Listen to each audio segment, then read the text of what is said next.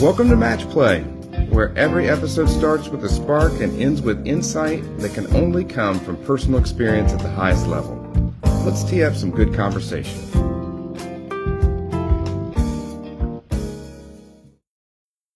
I'm Thad Miller, and we're here for another round of Match Play. I am excited to welcome Coach Matt Doherty, former National Coach of the Year, UNC basketball champion, author of Rebound, and executive coach who helps leaders build championship cultures in business and in life, from playing for Dean Smith and alongside Michael Jordan to leading top college programs and now mentoring executives through the Doherty coaching practice. Coach has a unique perspective on leadership and resilience. Every episode of Match Play starts with a spark, a literal match strike. So and because Coach is in a hotel in New York, he can't light a match. The hotel. No. I'm going to light the match. I'm going to ask the questions. So we'll go until it burns my hand. Let's go, Coach. All right. Here we go. Hopefully it's a long match. There you go. All right. Dean Smith or Michael Jordan, who was tougher on you? Oh, good gosh. Michael Jordan. Okay. Yeah. Oh, yeah. I had to guard him in practice. What's your favorite basketball movie of all time? Oh, Hoosiers, of course. I love it. Oh, so great. You answered that. That was a setup. Do you have a go-to pregame pump-up song? Oh, man. When I played, golly, a long time ago, back then. I mean, now they come in with the headsets on and they've got their own routine and things like that. We used to have to the upperclassmen had the choice on the music because you had the boombox, that was it. And so, now everyone has their own, as you stated. So, that's all right. Probably the Tar Heel Fight song would probably be it. That's a good one. That's cool. But personally, I like to listen to, Leonard Skinner, Led Zeppelin. That kind of. My son would appreciate that. Those are his. How about your first job? What was your first job ever? Well, does it count to deliver newspapers? Absolutely. That's what I'm talking about. That was my first job. I had a newspaper route, Long Island, New York Newsday. Absolutely. And that taught you to get up early. My father had a paper route. He'd do the paper route, then he'd go serve mass, and then he'd go to the golf course all day. So yeah. And then what's your favorite book, business or otherwise? Whoa. Rebound, From Pain to Passion. There we go. I love it. See, another setup. All right. So thrilled to have you, Coach. And obviously former Carolina basketball player. We're kicking off basketball season. I'm a huge college basketball fan. And I'm just grateful that you took the time to join us on this podcast. So thanks again. Oh, my pleasure, Thad. Thanks for having me on. Oh, it's great. All right. So I'm going to go right to the heart here. You had, legendary coach. Tell me from leadership, what was the best thing you learned from playing for Coach Smith? Yeah, I don't think there's one, Thad. I don't think that could do it justice. There are so many lessons. And what I've come to find out, kind of like, growing up with good parents, is that you don't appreciate them until later in life when you're a parent, right? Yeah. And you hear yourself repeating phrases that they told you ad nauseum, and you kind of rolled your eyes at the time, but now you see realize the significance of them. Yeah. Any quick saying or something that he said? Any quick like I remember quick lesson was shoot. I was slow. Throw the ball to Jordan. Exactly. I heard that a lot. Yeah, throw the ball to Michael. Just get the ball to Michael. Yeah, throw the ball to Michael. I think one thing that resonates with me, and I realized it later when I became a coach, is he would say, praise the actions you want repeated. And I think that's something that as leaders we neglect sometimes. My bent was to be more of a find the flaw kind of coach. And I think by praising the actions you want repeated, when I heard him say that, and he said that to me when I was coaching at North Carolina, it made me think of my mother, because my mother was really a great mother, and being a good parent is to be a good teacher. And she would, I had three older sisters, so I'd be in the grocery store with my mother, and you get antsy, and she'd say things like, "Matthew, you're so patient." So she praised me for the behavior she wanted repeated, right? And Yeah. if I wasn't patient, she would speak it into existence. And I think good leadership is influence with good intent, or some people could say manipulation with good intent. Manipulation is a very strong word, but you want to influence behavior. That's what leaders do. Absolutely. Well, and one of the reasons I wanted you on this podcast, because traditionally we're talking to people who have sold their business. Uh-huh. And this is really meant for people who are considering it in the future, and building that culture. Yep. And that, having a team in place that's got a great culture, that adds to the value of the business, because when people are considering acquiring it or partnering or whatever, that's such a critical piece. And, what lesson in your coaching, like you said, cultivated that from the cultures that when you were a player and then obviously you were a coach? Well, I think I would like to address two different components of Yeah. what you're mentioning. One is for people that are nearing a sale or have sold. I think one of the toughest things is losing your identity. Okay. And you see this in sports all the time. I, as an executive coach, work with business owners that worry about who they become once they sell a company, and they lose their identity. They're no longer the boss. One person used the phrase PIP. They become a PIP, which is a previously important person. And I've seen that in sports. I've seen it with, quite frankly, Dean Smith. And when he retired, in my mind, he was retired, but he really was, his identity was so wrapped up in North Carolina basketball that you can't just give that up. And Yeah. so understanding that off ramp as an owner, making sure that you have things in place, whether it's a hobby, a nonprofit, another company, consulting, what is your purpose online in this world, and get onto an off ramp where you can transition, well. Yeah. And I'm reading a book right now which leans towards that. It's called The True Measure of a Man by Richard Simmons. And it talks just about that men especially have a tough time with identity. Yeah. And we are wired to conquer. We're wired to compare. And then when, we lose that identity, and we have money, we think we have arrived, but we're really lost. So I think finding your true identity is That's so a great important. tip. No, that's a great tip. I mean, in my world, I work with dentists and veterinarians, and obviously they're healthcare providers. They normally have started their business, they've grown their business, they're needed dramatically. And when that changes and they're not needed as much, you're right. It can be difficult. But, honestly, I always follow up with people I've worked with, and they're always like, why didn't I do this sooner? But I think building that pathway, being prepared for it, is a critical piece, because it'll help you along the way to find a younger version of you in your business, or a partnership that would work. If it's investment from a outsider or corporate or whatever, it's finding that great match, match play. That's why we call this match play. So in Rebound, the book you wrote, you talked about adversity. Yeah. How has that shaped your leadership style? Yeah, I think your life's impacted by three things. Number one, the people you meet. Number two, the books you read. And that includes podcasts like this. Number three, the trauma in your life. The first two you have control over, and the third you really don't. And I call it forced trauma. You can force trauma on you by having truthful conversations.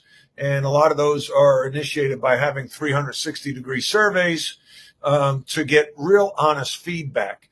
But most of trauma in the workplace has to do with maybe going bankrupt, maybe losing your job, maybe someone of significance quitting, and really then forced to look inward. Rory Williams, who I work for in Kansas, would say, when you're pointing a finger at someone else, you have three pointing back at you.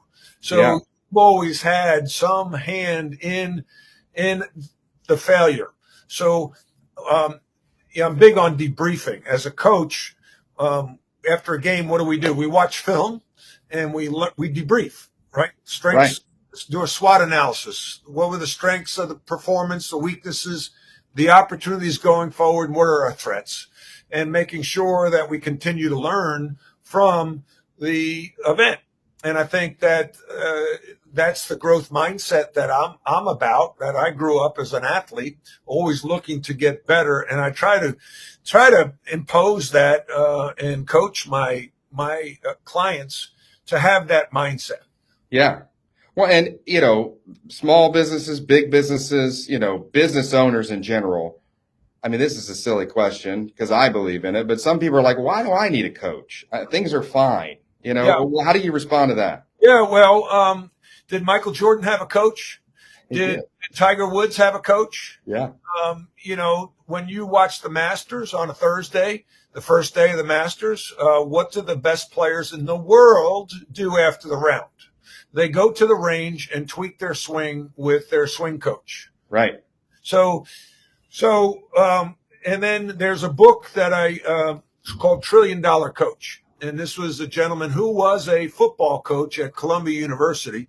He got fired, ended up getting into business, and became a business coach for people like Steve Jobs. Wow. Like Jeff Bezos. People like Sandberg. So if Jobs and Bezos could have a executive coach, business coach, who are you to think that you don't need one? Right. Right. Leadership is a practice.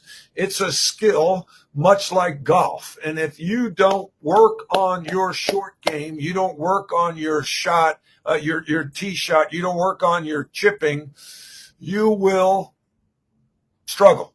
Yeah. And so it's all about working with the coach to improve your swing in contact with the ball so you shoot the best scores possible. Absolutely. And, I think today one of the biggest challenges for businesses, and it's been a challenge forever, right? It is obviously we're mostly often always people businesses. So you talk a lot about culture. So yeah. Give us some sense of like how you coach a business owner on culture, because it may not be natural to them. No. I mean, there are business people that, they are all left brain and they're brilliant and they can do anything. They can solve problems. They can do clinical things. They can do all types of things. But when it comes to the right brain aspect, it's not natural to them. Right. And I think that's where somebody like you could really come in. Yeah, thank you. So I took culture for granted, and I'm in New York. I'm going to give a talk on culture tomorrow to a bunch of CFOs. I took it for granted because I was blessed to come from a family that had a good culture. Irish Catholic family on Long Island. Great parents, great sisters, younger brother. I was surrounded by great coaches in grammar school. Ed Tom Coleman at St. Raphael's. I went to Holy Trinity High School. Had great teachers, great coaches. Bob McKillop, who coached at Davidson. Steph Curry's coach. Dick Zeitler, my last 2 years. Dean Smith. So I was spoiled and maybe took it for granted because I never really was part of a bad culture until later, maybe in life. And so, but then I worked for Bob McKillop. I worked for Roy Williams, and then I became the head coach. So culture is what you allow. And, I talk about the organizational triangle. At the top of the triangle is talent. at the bottom is systems and culture. And the better systems you have, the better culture you have, the better talent you'll attract, the better the talent will perform, and the better the talent be retained. And as you grow a bigger organization, you better widen your systems and your culture. And culture is a little fuzzy for some people because they don't know how to intentionally drive a good culture. Your culture is going to happen, whether it's a intentionally driven or a default culture. Just because you and I, Thad, go into business and you're a good guy, I'm a good guy, you're going to hire somebody, I'll hire somebody, our company will grow, and respect to me means something different to respect to somebody maybe you hire. All of a sudden, because of different generations or different where they grew up or for whatever reason. So it starts with your core values. What are your core values? And this is something I really leaned on my second half of my coaching career. And I stole a lot from the military. They're all about core values. They're all about their behaviors, symbolism.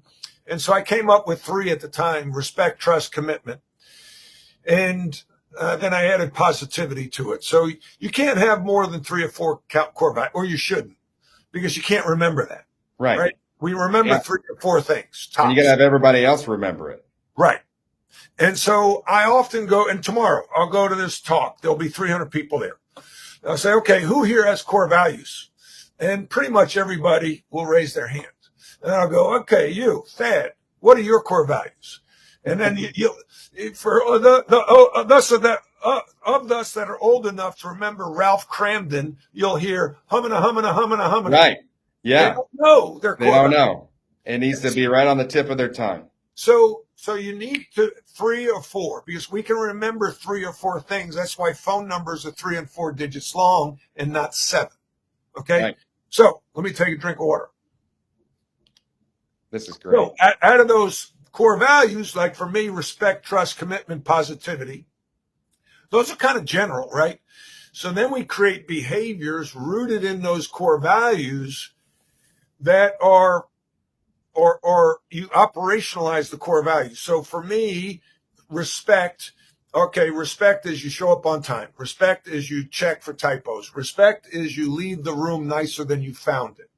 Okay, those now I'm operationalizing, defining what respect looks like for me and my organization. So now I can measure it, right? So if we leave a room and someone on my team doesn't pick up their trash and throw it away and tuck their chair in, I have to address it. So the third component of driving a good culture is accountability. And that's the piece that people have the hardest time managing, because they don't like, especially dentists, don't like confrontation.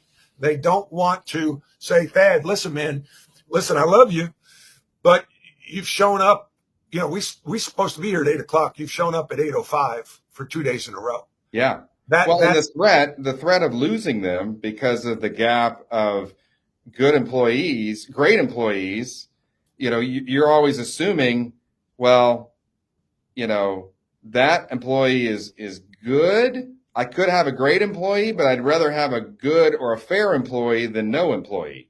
So that sometimes they settle. And when they settle, like you say, the whole team goes down. They don't raise up. They all become average and fair. So we see it in sports all the time. We make concessions for the talented player, right?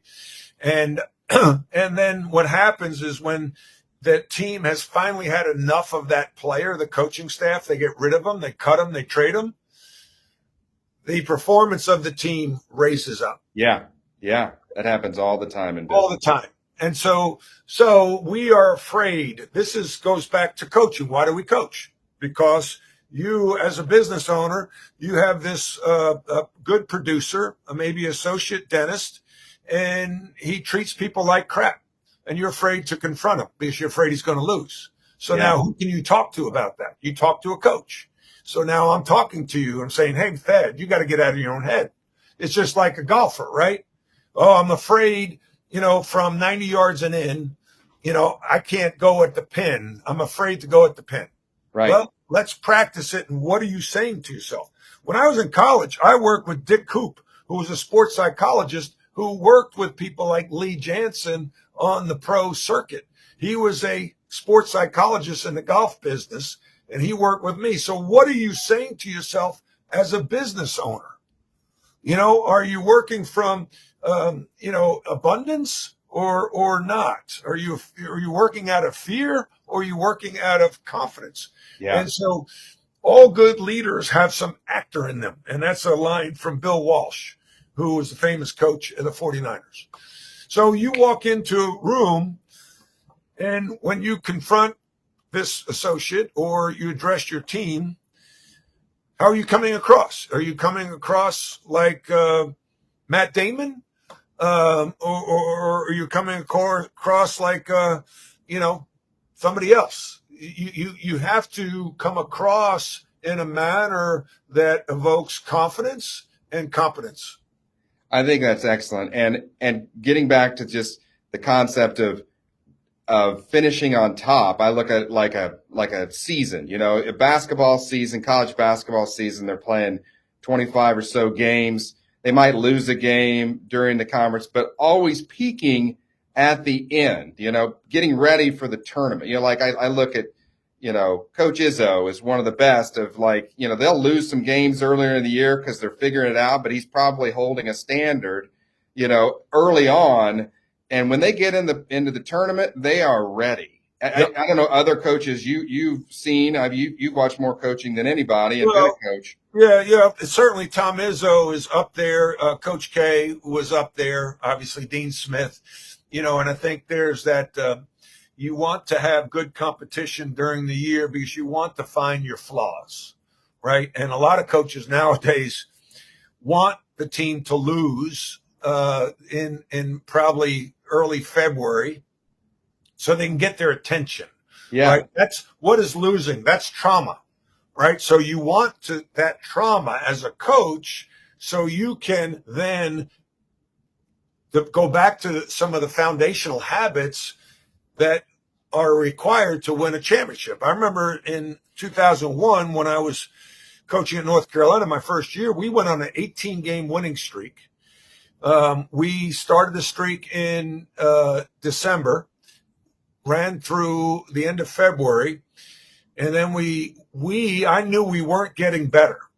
I saw it on film, but I couldn't get it across to the team. Yeah. And then we didn't lose till the 10th game to go in the season. We lost 5 out of our last 10. And I wish, looking back, we would have lost sooner. So I could have gotten their attention. By the end, it was just too late. Yeah. And I should have, been able to reach them better than I did in selling them on the fact that we're not getting better. Probably my MO back then was just I would get mad and yell, and having a conversation like, listen, guys, look at the film. Do you think we're getting better?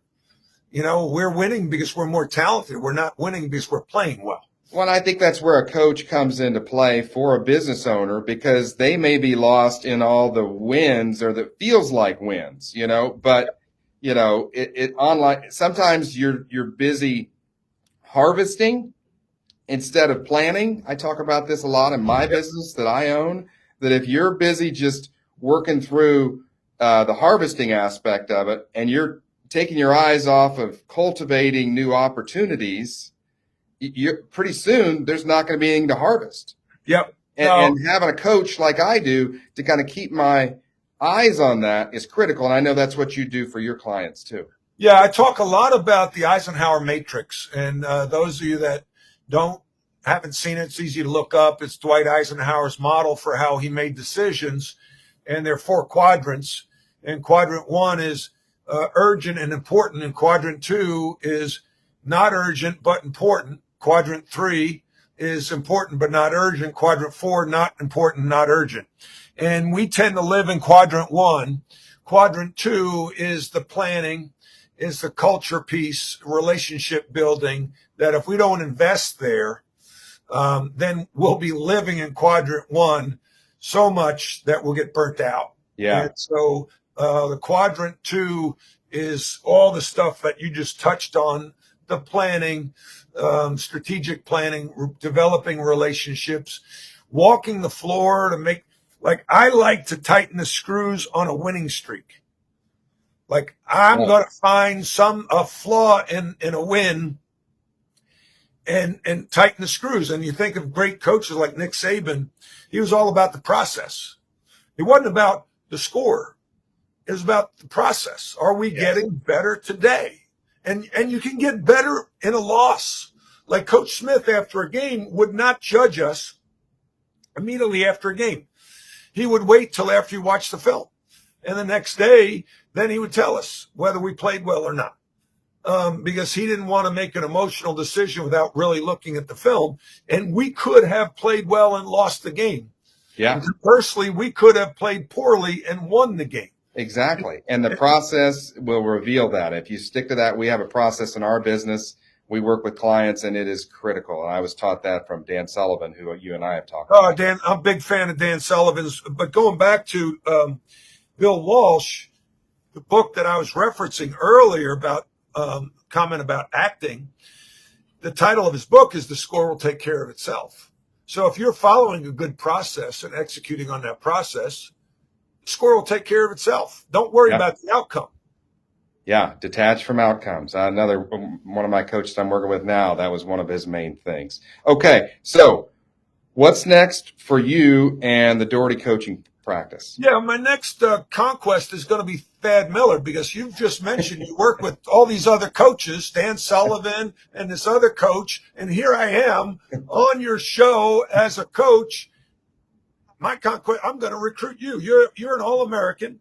I recruited some great players. Sean May, whose dad Scott played at Indiana. Oh yeah, of course, Bloomington, Indiana. I am not afraid to recruit and go into hostile territory and steal out of. So I'm going to recruit you, Thad. All right, I see you coming.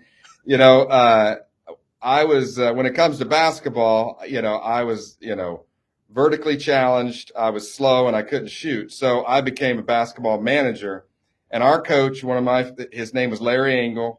And his quote was to the players, "Be quick, but don't hurry." Right. And I always thought that was a great quote because it makes you think, okay, because that's about efficiency, right? And when I was a kid, I didn't think any of it, but thinking back on it, okay. We always wrap up match play with a golf tip, and you and I love golf. We talked about it. Give me, what is something you're working on your golf game right now? Yeah, I think the biggest thing I discovered early this summer, and I'm a junkie. Like I like to go like at night. I'll watch after I'm done with working and my emails, and I'll just go to videos for golf videos. And I'm embarrassed to say, but I really learned how to use the bounce on a wedge this summer, summer. Yeah. I was not using the bounce, and I really struggled in that pitch range, the 30 to 70 yards. Sure. And I just to put a little 30-yard hole in my backyard and got a mat, and I would use the bounce and not have a forward press. So my hands would be even with the club, if not behind it. The ball would be a little bit slight in front of center. And I'd really use the bounce on the wedge. And I shaved off about 6 strokes off my handicap. Wow. Well, that's incredible. And yeah, you're right. You have to understand, because that's the one club that really has bounce. The rest of them, it's just compression. But that is awesome. I heard of bounce, but I just never used it. And I always played it back in my stance and try to hit down on it. And then you're sculling it. You go, skull it, or you duff it, and that's 5 strokes. That's when you just want to quit. When you hit 2 yards. A friend of mine one time, we were playing, and he said, why don't you take 2 weeks off and then quit the game? That's a great tip for certain people. That's great. Well, Coach, I really appreciate your time. Thanks for joining us, and thanks for tuning in to Match Play, and we'll see you next round. Thanks again, Coach. Really My appreciate pleasure. it. All right. Take care.